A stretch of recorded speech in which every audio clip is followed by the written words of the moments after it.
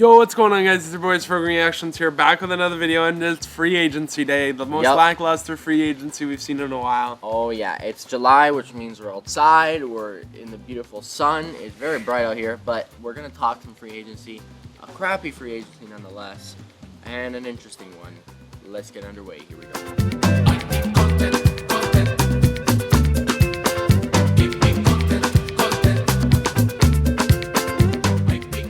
We'll just get right into the signings here. First of all, we have a trade. Leafs acquire Matias Maccelli from Utah for a conditional 2027 Absolute fleecing by the Toronto Maple Leafs. And it's conditional because if Maccelli has 51 points in the regular season and we clinch a playoff berth, then it'll turn into a second round. This is somewhat a Marner replacement. Somewhat. Because he has a good playmaking ability. He does exactly what Marner does. If not, I think he'll be even good. He'll be even better than he was a couple seasons ago. With Arizona, he had 50 points in 82 games. We're hoping that he returns back to there. He had a slowdown year last year in Utah. So let's hope with Austin Matthews and Tavares or whoever he plays with, Matty Nyes maybe, or Matthews or Matty Nyes, whoever he plays with, he'll be good regardless because we got those players. Then it's the big one that we've been all waiting for, and we knew it was happening. And of course, Vegas Golden Knights acquire Mitch Marner. Thankfully, we don't lose him quite for nothing because we acquired Nick Roy from the Vegas Golden Knights, a 3-center, which will definitely fill our 3-center hole that we've been lacking so much. So that's a good thing. But Mitch Marner signs 8 years at $12 million. Now you're probably thinking, $12 million. This guy was denying $13.5 million contracts here in Toronto. He didn't want to stay. Why $12 million? Well, there's two reasons. Number one, no state tax. Always gets Nevada. The priority is a no state tax. Florida, Tampa, Vegas, you name it, no state taxes. They sign players for less. It's a proven advantage. I don't know why Gary Bettman just seems to deny it, because it's true. If a player is going to sign for $12 million in Vegas, they should want to sign for $12 million in another team, right? No, not in Canada, because when you have an income tax, then you lose and you don't get the full 12. In Vegas, he's getting $12 million. In Toronto, he would not have gotten $12 million, so that's why he wanted $14 million, because he would have wanted to get $12 million.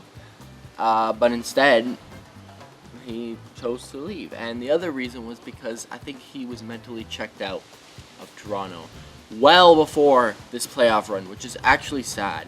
I don't like the fact that we were trying to make a deep run this playoffs and we had a player who wasn't fully committed to winning on this team.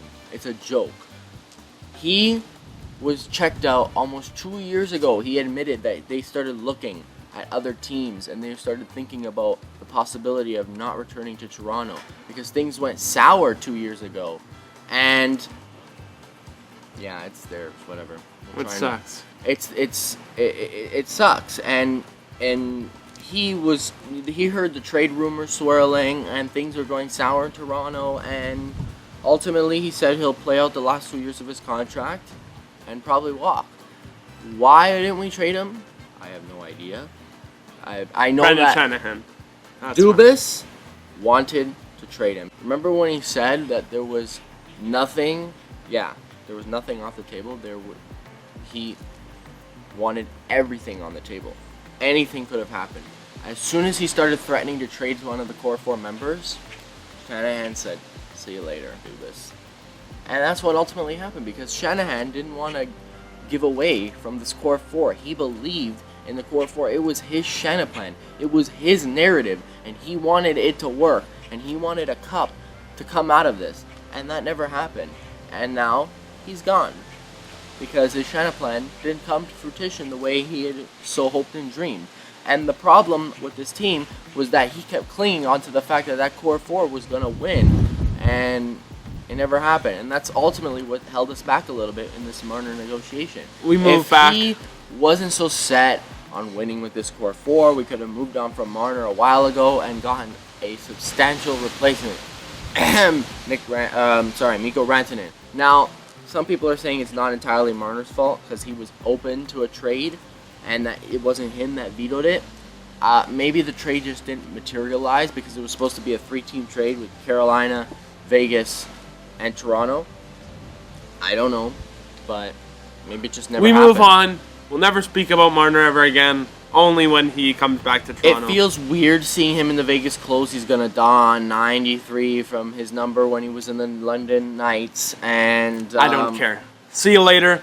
Bye bye. It feels very weird. It almost feels like we're lending him to Vegas, but ultimately he's still a Leaf. But like he's not a Leaf anymore. He's not coming back. It's gonna hit us once the season starts. The Core 4 era is over. Mitchell Marner, thank you for everything.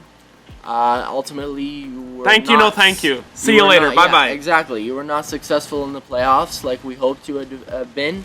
And as much as some people glad think we don't have to deal with Darren Ferris anymore. See you later. Bye bye. As much as some people think that we're worse without him, in a way, yes, but that's what you do. You replace him because it wasn't working out. So now, people are saying that we're gonna open opening night with this roster.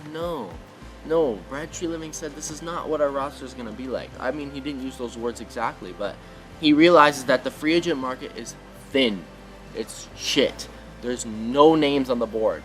Everyone, if you saw some of the contracts that were being handed out, Cody Ceci signed for almost $5 million more than Tavares. He's making $500K more than Tavares. How the hell is that possible? This free agent class was so thin that players that were on the board were getting overpaid in contracts because there's no names left. Brad Treliving's smart, not dumb. He's not going to sign someone just for the hell of signing him. Brandon Tanev signed for $2 million or something for a fourth liner? No, sorry. Matty Nyes returning back to Toronto, 6 years, 7.7, which is great. Let's get into some contract re-signings here. 7.7 for old, Matty Nyes were great. Yes. Steven Lorentz, 1.35. Passion Haver, we like that. I like bringing him back. And then, of course, the man himself, John Tavares, signed $4.38 million. What a discount. Thank you. It's all right. It's all right. We're still good. He still took less than what, if you see the contracts that have been signed in this free agency. It was a hometown discount, let's just be honest. But okay. He left money on the table. He admitted it. That's the winning culture. Michael Pezzetta, $112,000 for 2 years. Not bad, not great. Yeah, $812K, 2-year contract. He's born a Leaf fan. Another narrative where the Leaf fan ultimately comes home to play for Toronto Maple Leafs, and he's hella excited for that. Never thought I saw this one. Travis Boyd returning to Toronto once again, $775,000. Now these are all depth signings. Bo Grul, I don't even know how to say that name. $812K, 2-year contract. Vinny Lettieri, $775K, 1-year contract. There were a few other depth signings in there for the Marlies. So not all that means that they're going to be playing for the Leafs. The only one that's really going to be playing for the Leafs is probably Michael Pezzetta. Matthias Michelli. And Matthias Michelli, but that was a trade. Regardless, free agency this year was very mid. We didn't lose many players. We did lose some players, though. Holmberg gone to Tampa. Bye-bye. On, I think, a $1.5 or $2 million contract. A little more than the Leafs would have wanted. Yeah, we didn't offer sheet him, so that means we wanted to move on. And thankfully, because honestly, I was tired We didn't give him an offer, pretty much. I was tired of Holmberg. We offered something to Robertson, though. Qualifying offer. That's what it is, a qualifying offer. And I don't know. We'll see what happens with that. I know Robertson's not too happy about the way things have been going here in Toronto, but with the way our team is right now, it might not hurt to have him back. I think we'll maybe we'll have more time to play now that Marner's gone. I think we'll end up moving apart. See you later. Some other things. Nick Abruzzese left. I think Alex Steves left. Matt Murray. That's kind of sad. Matt Murray gone to Seattle for a Leagueman contract on 1 year. So we lost some guys, but it doesn't hurt. Defense and goaltending hasn't changed yet. I say yet because there's some rumors in trade on the trade block. That's where we're getting into now, the trade block. Brad Treliving admitted that, it's going to be a slow summer. Things are going to progress as the summer goes on, so that's why we don't have much to talk about. But we're going to be getting players via trade because there's no players left in free agency other than Nick Ehlers, which he's not coming to Toronto. What I'm surprised about, in a bright market anyways. Most of the big players signed in pretty bad markets. I mean, Anaheim, San Jose, people who are not competing for the next couple of years, which is kind of shocking. I think they're chasing paychecks, honestly. But we'll see. Then there's some trade rumors. Nazem Kadri, possibly both sides have mutual interest in a reunion. I would love it. I mean, hey, it's a reunion. I'd love a reunion. Jason Robertson's apparently been on the trade block. I don't know, that might be interesting, but I think honestly if he might go for Nazem Kadri. Sounds like he wants to get some players he was a general manager for at one point. Nazem Kadri, that would be insane, dude. I would rock a Nazem Kadri jersey. Apparently, Brandon Carlo has seen some incredible interest via the trade market. A lot of teams calling in on him, and he's fairly new, but we paid Minton in a first rounder for him. He has some high value, and he could be useful in a trade. I don't know. It would suck to see him go because he could be some really good on our defense. But you have to trade someone. You can't just trade Kampf and Yarncrow. That's not the price. We gotta trade someone. And we don't have any first rounders in the next 2 years. So we'll see. Maybe they'll start trading 2030, 2040. I know that would be crazy. And that's it. We're just gonna wait out for trades now. I don't know what. I know Kampf and Yarncrow are two players that Treliving is looking to trade. Apparently, there hasn't been much trade interest surrounding them. It might be that only one of the two goes this offseason, and it's likely going to be Kampf because we don't need his center abilities anymore now that we have Nick Roy for our 3 center role, Matthews and Tavares for the top 2 center roles, and Lawton, who we paid very expensively for on our 4th center role, which he did great. So I think Kampf is the lone one out because Yarncrow's a winger, so he could be. He might just stick around. But maybe. Kampf is $2.4 million. We have $4.93 million in cap space left, and then if you trade Kampf, that's another 2.4, I think. So like, there's still lots of room. This is the first time we're under the cap in free agency, and we've got lots of room for a trade, a big trade. It's gonna come. We just have to be patient. This is not gonna be our roster opening night, but I'm excited. Honestly, it might be a step back here. We'll see.